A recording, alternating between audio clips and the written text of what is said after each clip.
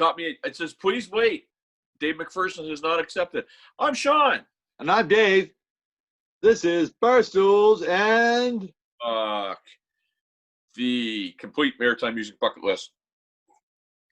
So get a little bit of fun here tonight, as promised. We're trying to cover all the bases. We're trying to cover all the angles. Yep. And we've got a guy here tonight. I feel like I've known him a long time, and this is actually the first time we formally met. We've texted a lot and whatnot. This fella has been very prevalent in the country music scene for quite some time. People around town would know him with such bands as Montana. Great drummer. Good friend of mine, will be a better friend of mine tonight. And looking at this conversation. So you play with Aaron Pritchard, play with a bunch of different bands. We're really excited to please welcome to Barstools and Bandtalk, Mr. Chris Pottie. And here he is. Chris Pottie, welcome. What's up, man? Thanks for having me, guys. Our pleasure, brother. So I was just saying in the intro, you couldn't hear it, but you and I, it's funny, we know each other, but this is the first time we've met because I got you to do a couple fill-in gigs for me one time, and it was a conversation via text, which is the kind of how things are done these days, right? But 100%, yeah, 100%. We know each other, but we don't know each other, right? Start up. Don't let him talk about how you owe him 2 gigs, okay? I've heard that fucking story 1,000 times. Listen, if I gave him 2 gigs, I'd give him 2 more than I have right now. It's COVID-19. Nothing happening. Nothing happening right now at all. No, and that's, unfortunately, you know what, this little thing that Dave and I are doing, that's what started it, was just kind of, hey, let's talk to some of our friends and see what they're up to, and it's just really kind of blown up. So. Yeah, no, it's awesome, man. Like, you're keeping up with everybody and stuff. It's awesome what you guys are doing. Like, I watch all the interviews and all the, it's absolutely fantastic. Some guys you haven't seen or heard of for a long while, and you had Dave on there. Jesus, that crazy bugger. He has a Trunk 7 festival every year down there that we play, and he's always giving you a step to Jack Daniels. And I subbed him a Blueberry Grunt a few times. What an entertainer that guy is, man. He's just insane. Yeah. I always say Dave Roberts is the guy that should have been an absolute superstar. And, shit happens, as they say. Right? But anyway, before we kind of jump in here, Chris, you have, like, outside of the music thing, you have an actual career that you do. I'm assuming you're still working right now, or is that even shut down?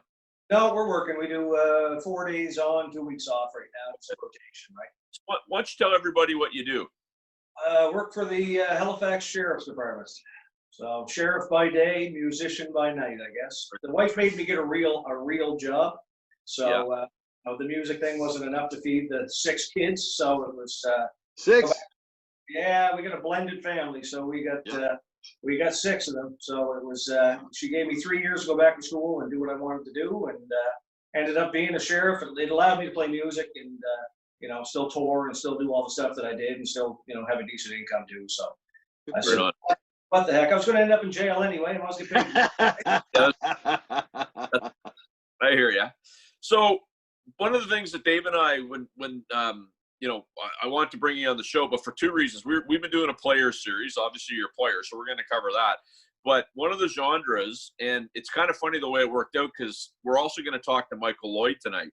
Oh, wicked. Yeah, I play with Mike all the time. Great kid. And Mike, spends some time in Nashville and what have you. Mike plays with me in the Frequency. So first off, let's cover you as a drummer. So how long have you been playing? Started when I was 3. I'm 44 now, so we'll say 41 years. 3? Really? 3, yeah. My brother had a band years ago, and the drummer hated bringing her drums to the house for rehearsal. So they figured, hey, let's get Chris a set of drums for his 3rd birthday, and she can use them when she comes over.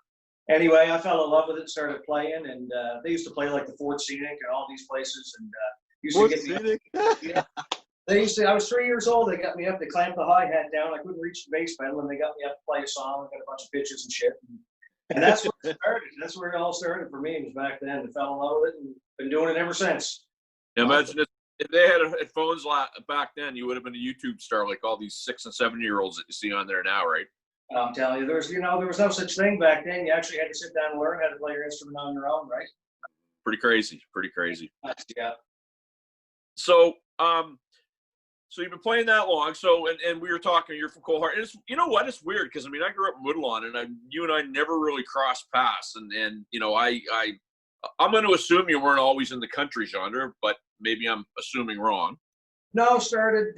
Parents were always into country, so I always kind of, you know, had it in the back of my mind, kind of. But growing up, you know, I had buddies like Mark LePage and these guys that all, you know, had BC Rich guitars, and you know, we played Trickster and Queensryche and you know, Metallica and all of this kind of stuff. But still, always had a love for country. And then it wasn't until my brother, who's a musician, moved back home again and said, you know what, that's great. You got tons of chops for the rock stuff, but that's not going to pay the bills. So he made me a cassette tape with everything from Minglewood to the Downchild Blues Band to Merle Haggard to Kenny Rogers. And he said, you sit down, because I used to practice like 3 hours a day. And he said, you sit down and don't come out of that drum room until you learn all these genres that'll make you a better player. And that's where I just kind of started, you know, doing everything, you know, playing rock, playing country, doing whatever. But predominantly, I'm a country, known kind of, I guess, as a country drummer, more so than anything else right now. Well, and I mean, you know, that's interesting because, like, so the band that I'm playing in, I play with Kyle and Ryan in the Frequency. We do some country. I mean, you know, kind of poke at it with a stick. Yeah. But one of the things that I find, and you and I kind of, I'm not going to say talked about it, texted about it. You know, there's the old country, 6-8, you know, George Jones, the lying, cheating, drinking, whatever. That's the kind of the, and then there's the new country, which is really rock. Yeah. You know? Yeah, it's pop. It's what pop rock was in the 90s, early 2000s is now country. It's basically what it is. You got to be so in the friggin' pocket to play the country now. Everything's tracked. You got to have feel. You got to have groove. If you know, if you're not grooving it, it just sounds like somebody hammering on a desk, right? It's an art form, and it's not an easy form to play. But we got backing tracks with most of the bands that I play with. Everything is a backing track and a click, and I play with a click every night, no matter who I'm playing with. Oh, really? And I'm a click track guy. Have been for I don't know, about 10 years now, and Awesome. just don't like playing without it. I was tired of the guitar player turning around and going, "It's too fast tonight," or "It's too slow," or "It's too whatever." You know what? It's the same as it was last night. You're drunk. You know what I mean? So if you play with a click, it's a no-brainer. And after a while, you don't even hear it. You turn it on, and it's there, and you just play, and you know, and whatever. But yeah, everything without the tracks and without the backing tracks. I mean, there's so much stuff going on in today's country.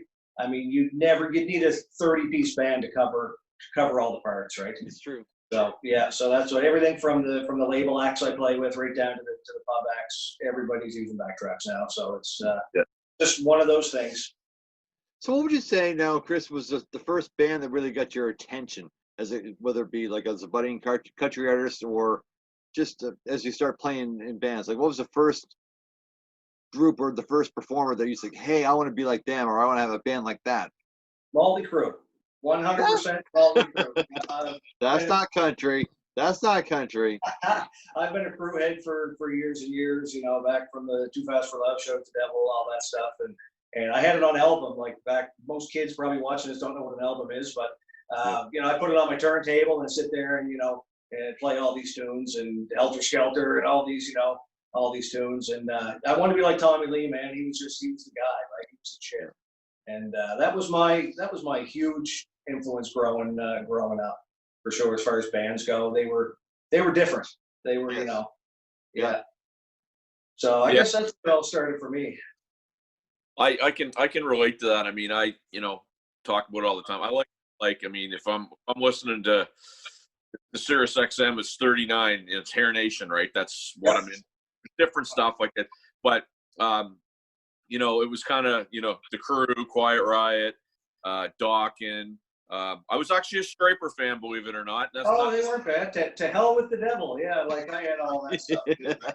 Yeah. You know, but it's funny because you know, a lot of that stuff, like, you know, that first Motley Crue album, in my opinion, could be Tommy Lee's best drumming, but it's very sloppy. You can tell there wasn't a click track, but it's just so cool, right?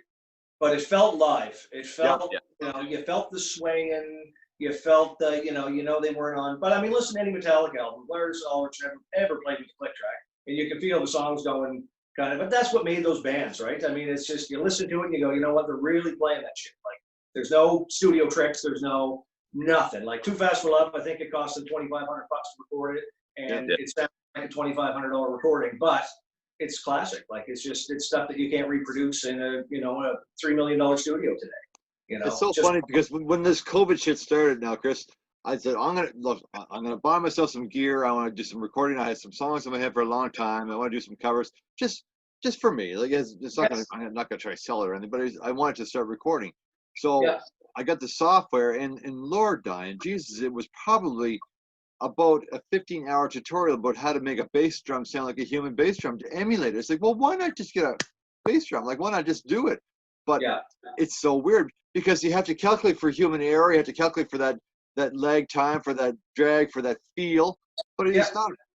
It's so frustrating to me because that's not how we were trained. We were just trained to jam in the basement, right? You had a flappy old bass drum with a head that was beat right off it. Oh my Jesus! Ask Sean McKenna about his drum heads. Oh yeah. But no, back in the day, it was. I mean, I think I started my first set of drums that I got when I was 3 was a set of Maxwins. They were made by Pearl.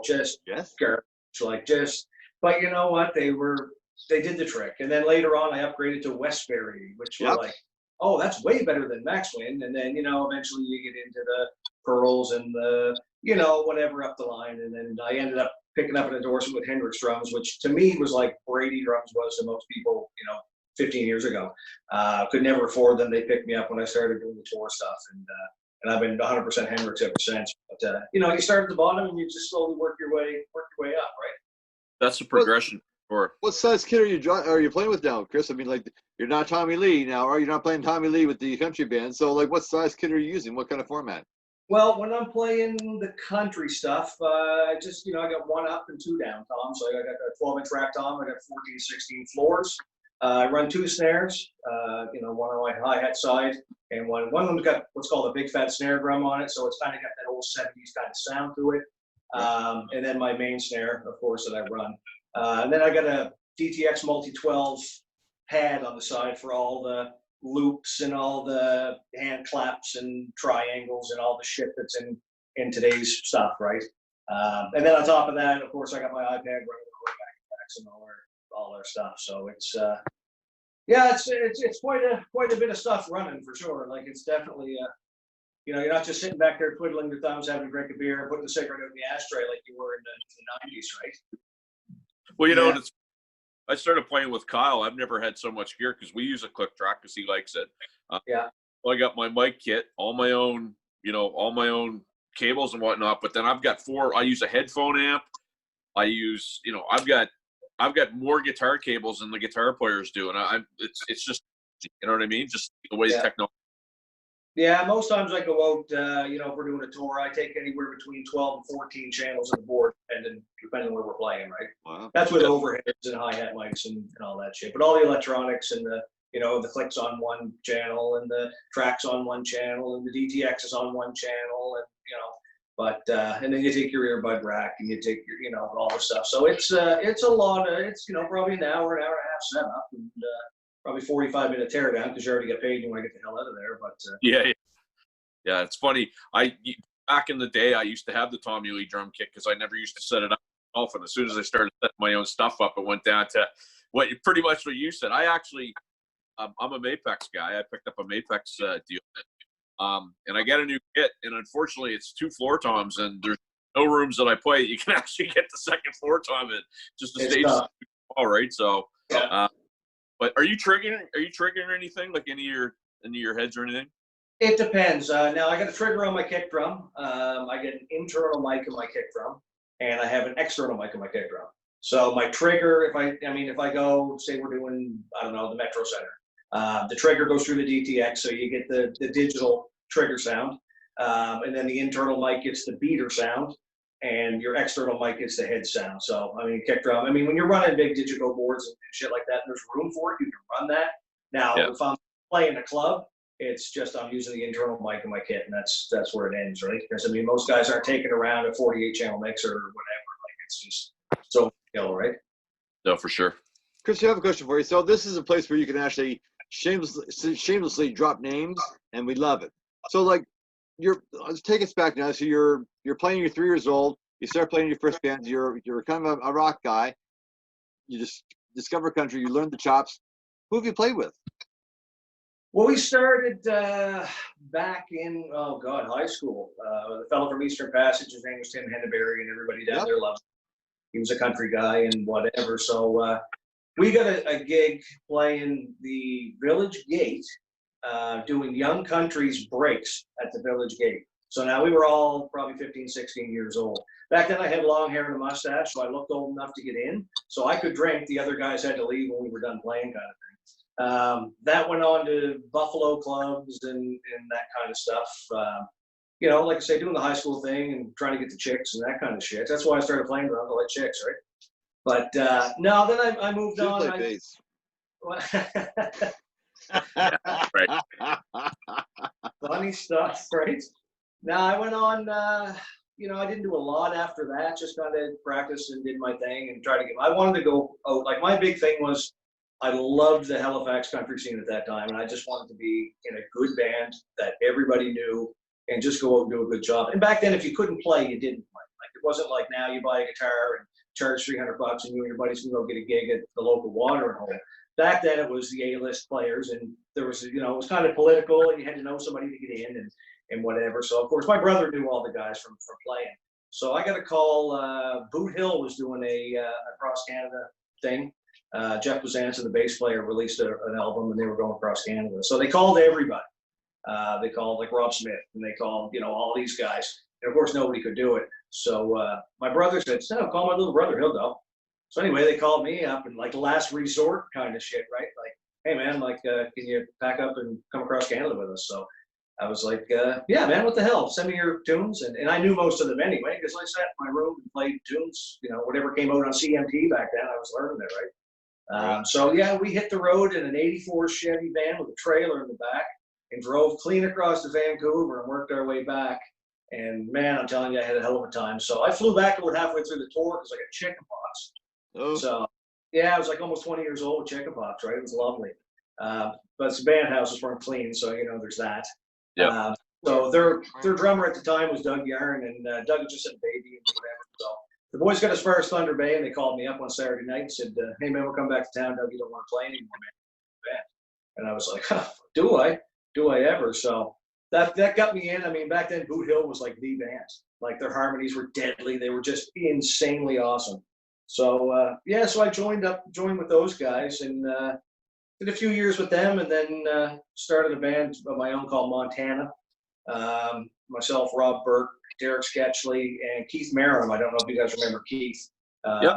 He was like Guitarzan, they called him. He was just a monster on guitar. So we did 10 years or so as Montana. You know, broke up a little bit, got back together, and then at the end it got political, and it got, you know, this one was doing this and this one was doing that, and nobody was taking it serious. So so I kind of bowed out. I said, you know what, boys, I'm done. So I said to the wife at the time, I said, I'm quitting playing. I'm done. So I actually retired for 2 years. Never picked up a drumstick. Never did anything. But taught myself how to read because I wanted to know how to read. So you know, I learned how to read.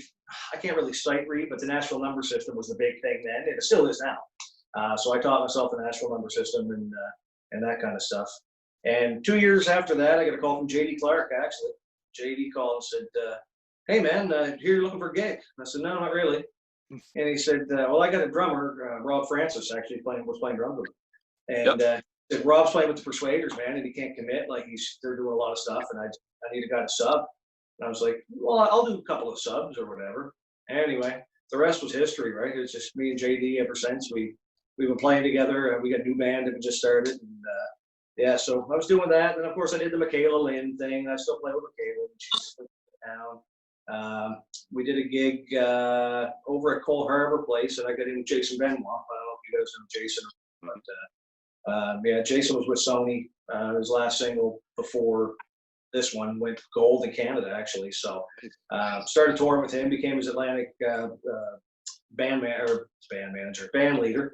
So for all the Atlantic provinces, I do all the band stuff for him. And yeah, I got some cool tours, man. Did Old Dominion. We did. We're supposed to go to Travis Tritt this year, but that got canceled because of COVID and whatever. And then, of course, you said you guys are talking to Michael Lloyd later on. Myself and Michael Shaky do all the Aaron Pritchett stuff when Aaron's here.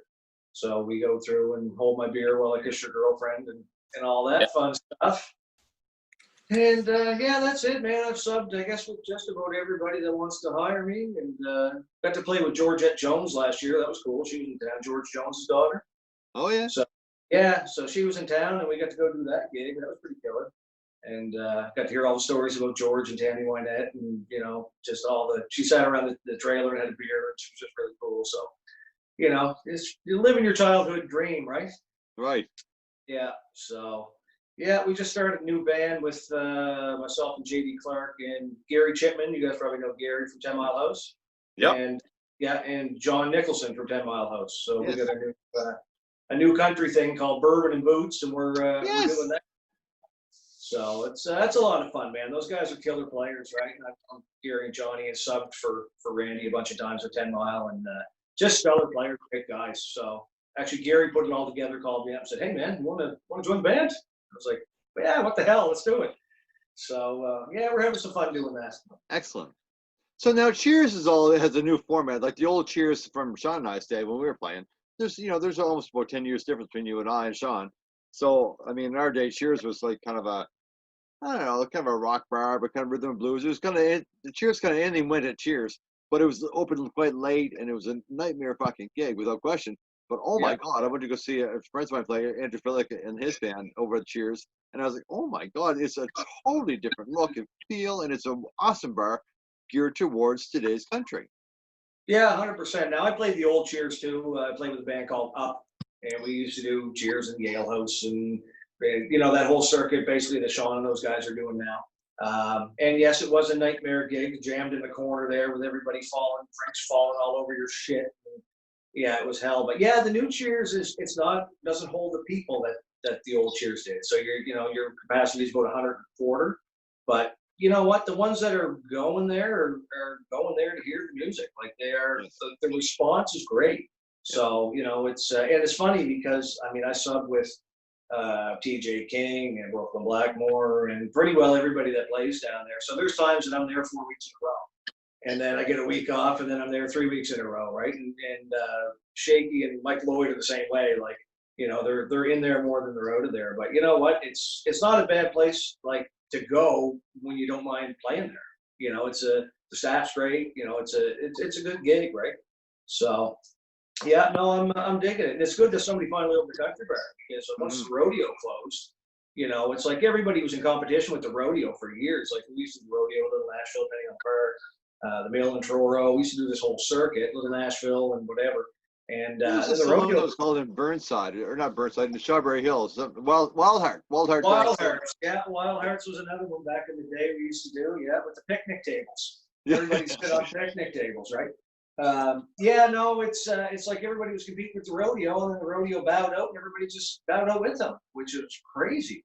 So it's good that somebody opened up a venue for a full band that you can go in, and they're booking a lot of great bands in there. They really are. They're getting some. They're not just booking the one that says they'll play for $300 or whatever. Like they're booking, the talent from around here, the actual country guys, and it's and girls, and it's it's a stellar place to play. I enjoy it. Excellent. Give me a second. I got to hit some lights. It's because you're awful dark, Sean. I mean, I don't know how to say that politely. There you go. I've been in the dark most of my life, so it's black rooms matter. There you go. Man.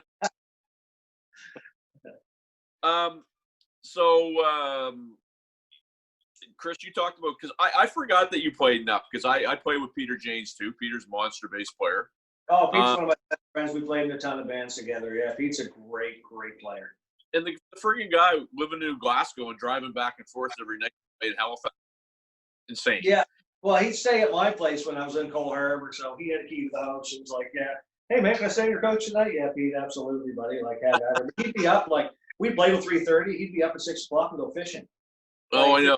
He's a fucking vampire. Like, he sleeps, like, 3 hours a week. Like, it's insane.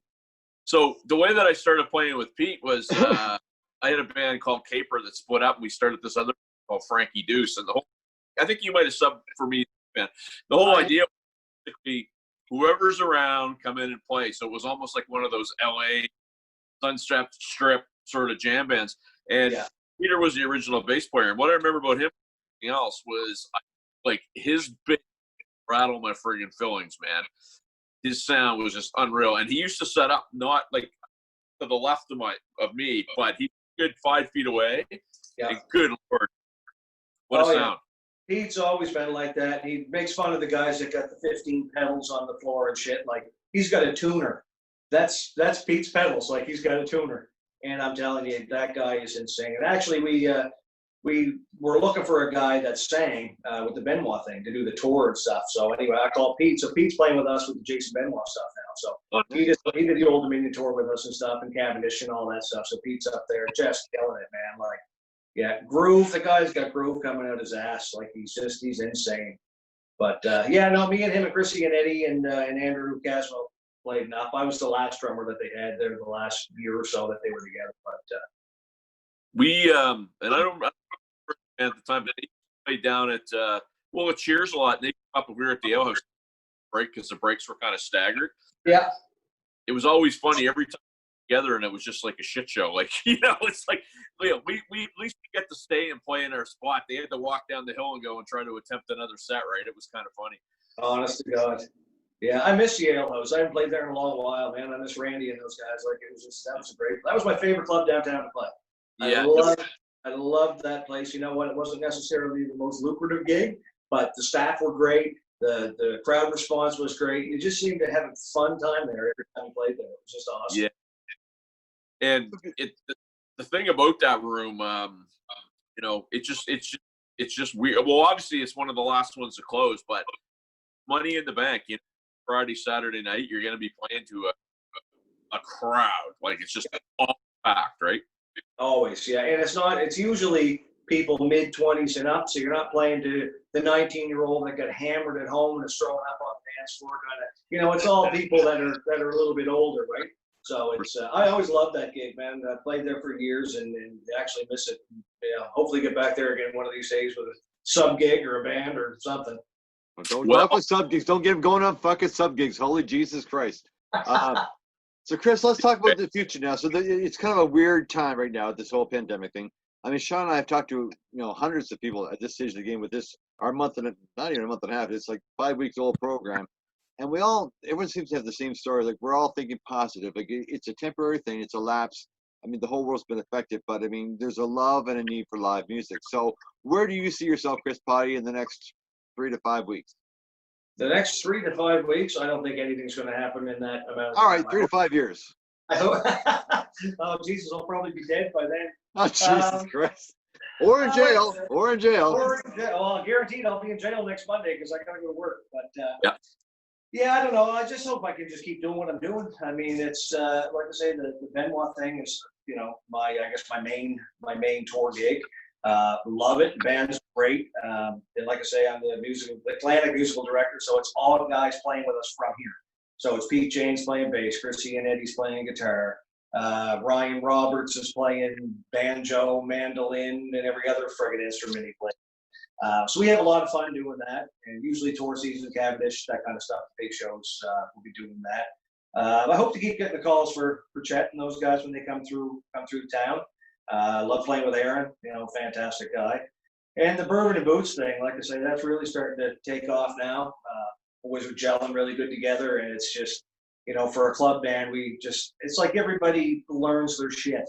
It's like you don't have to show up to rehearsal to learn a song. Everybody shows up, they know stuff. Yeah, you play, you know, I do all the tracks and all the everything. And, we just have a hell of a good time, you know. We go out and laugh and, you know, one of them will fart on stage and stink you out and turn around and laugh and thumbs up and everybody's having a beer. So, you know, I just, like I say, I always modeled myself that, you know, be the guy that you want to play in a band with. You know what I mean? That was always my motto. Don't be an asshole. Don't be a diva. Don't be a whatever. You be the guy that you want to play in a band with. And right now, everybody that I'm playing in the bands with are that person. Right? Did y'all hear that? Be the guy you want to play in a band with. I love that. Yeah, absolutely. I've always modeled myself over that. Like, you know what? No matter how good you are. I'm just telling you right now. What's that? No matter how good you are, how good you think you are, there's 15,000 people out there that are better, right? Just go out and have fun. Don't make fun of the guy that's up there trying, right? You know, give him a bit of encouragement and there's so many young players coming up now, which is great. Like the talent now is way better than it was when I was coming up, right? Like I say, the Michael Lloyds, the drummer that plays with those guys in Farewell Town, Scott Musgrave, that young fella, man, he's going places. Man, like he can get at it. He's like 21 or 22 years old. It's guys like that you're like, man, right on. There's going to be music around for a while with guys like this coming up. Right? Matty Muse, that young fella, he plays everything. Yep. And he's a young fella and plays everything well. So these are the guys that hats off to them, right? Because they're going to carry on the torch after we're sitting in a rocking chair knitting a sweater, right? We bring Matt out to play keyboards and guitar, and he's great. One thing about Matt for his age, holy shit, he's got to have some fun every now and again. Because we'll have fun once we do the job, right? We're always have fun. He's a great guy. Yeah, but you're right. He plays everything. He plays keyboards and guitar when he comes out with us. Right on. Yeah, I subbed for him for 6 months. He was going to school when he joined Satori. So Satori had redone the band or whatever. So they called me and Jeff Barrett, a guy from up in the valley, there, a buddy of mine. So we did 6 months with the guys. Of course, we're way older than them, but Jordan and Anthony, great guys. And like I say, Matt and Colin came in the band and did their thing after school was over. And I'll tell you, they're a very underrated band for the city. Like, you think of all the downtown bands, you don't really think of them as the top of the heap, but I'm telling you, man, they put a ton of work in and they do their homework and good players.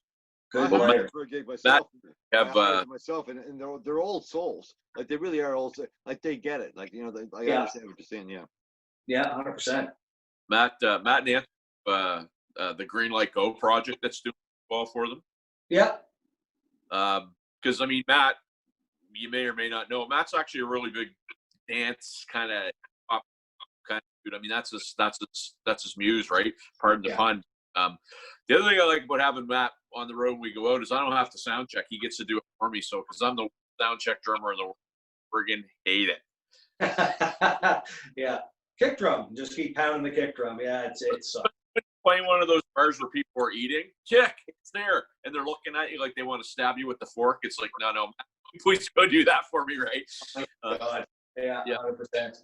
All right. Yeah, the good thing is with all the digital boards and stuff that we got now, we usually just save everything. You just got to tweak the odd thing, and everything's iPad, and as you guys know, and everything. Well, my whole studio here is all ran from I got a Mackie DL16S there, all ran from the iPad into the computer and the whole thing. So, I can mix everything right from the iPad, which is fabulous. Well, good point. I mixed my Bud Mix on my iPhone now because we use the QA board. That's what Kyle has. Yeah, Touch Mix. Pardon? Probably the Touch Mix, is it, that you guys got? Yeah, that's a great board. Yeah, great. All right. No, all my stuff runs from the phone too, right? So it's great. Instead of going, give me more vocals, give me more guitar. Yeah, it's way easier. You spoiled brats. Listen, we're almost out of time now, Chris. So just some party notes, I guess. So we can see Chris Pottie in the Benoit Project in Bourbon and Boots. Anybody want to give a shout out to? Anything you want to kind of promote? Well, I guess all the guys that endorse me. I got a whole list of those guys that that took a chance on me and whatever. So I got to read them off a list here. Shout out to Hendrix Drums, Simpad Canada, Drum Lights, Istanbul Mehmet Cymbals, Motion Pro Drum Thrones, Sledgepad Kick Drum Mufflers, Drum Dots, CAD Audio, West Tone Pro Audio, Attack Drum Heads, Fat Chance Creations, and Headhunters Drumsticks. So I'd like to show it to them guys. So you're making about $1 million a year is what you're saying, right? I wish. No, you got 6 kids, you got to have endorsements. That's the way it works. I'm telling you, you know what? Yeah, if you don't got to spend a bunch of money on stuff and people want to help you out, listen, I could use the help, right? Amen, brother. Well, brother, I use you mentioned Lars Ulrich. I use the Lars Ulrich signature stick. Got bad wrists, and I finally convinced those guys to give me a deal, like an endorsement. So it's pretty cool because those suck $50 right? So you're right. Every little bit helps. Oh, 100%. And it's, like I say, with sticks, I mean, you break them all the time, right? So it's just one of those things that, I did Headhunters. It's funny because when I was doing a tour and I broke all my drumsticks, so I went to the music store I didn't have a whole lot of money because, of course, we didn't get paid for the gig yet. So the least expensive sticks that were there were headhunters. And I said, you know what, I'll give them a shot. Canadian made, support local, all that kind of stuff. Yeah. So I tried them, and you know what? I got about 8 gigs out of a pair. And I was like, what the hell? And, people, they're underrated because they're not overly high priced. But you know what? Dave Rundle that owns the company, man, he's a genius. He made everything. So when I reached out to them, they were more than happy to help a fellow out. And I've been using them ever since. I've been about 5 years with them now, and it's just fantastic. I got all the grips and all the foolishness on them, and it's just, yeah, I wouldn't use anything else, man. And Canadian made too, right? So Right on. Well, that's so cool. And I mean, I'll tell you, I'm a steel guy. Firmer symbol over a high looks like if it feels for me. yeah. So I feel you there. And sticks are so personal too. Like, I mean, you know what it's like using somebody else's sticks, like not long enough, too short, not heavy, like, you know what I mean, right? So 100%. Yeah. No, I've been using the same ones. They're called they're a 5AB kind of hybrid. They're between a 5A and a 5B. They're insane. They're great. Perfect. They're like a 5B weight, but they get the taper like a 5A. They're fantastic. So I wouldn't use anything but I've been using them now 5 years, and hats off to those guys, right? super. Brother John, brother, I just wanted to say thanks, Chris Pottie, for being on the show tonight. Like I said, it's kind of like Sean and I said, we've kind of known each other in the same circle for a long time. Feel like you're a friend now, and we really appreciate you being on Barstools and Bandtalk. Oh, listen, it's an honor, man. Thanks a lot, guys, for having me on. I really appreciate it. And I'll let you out to get me those 2 gigs if you buy me a fucking beer. Hang out. No problem. Listen, I'll buy you a beer and give you 2 gigs once we get busy. Yeah. Support local music, fuckers. All right. All right, guys. thanks, guys. Ciao. Thank you so much, Chris. You take care, brother. Yeah, take care, guys. All right.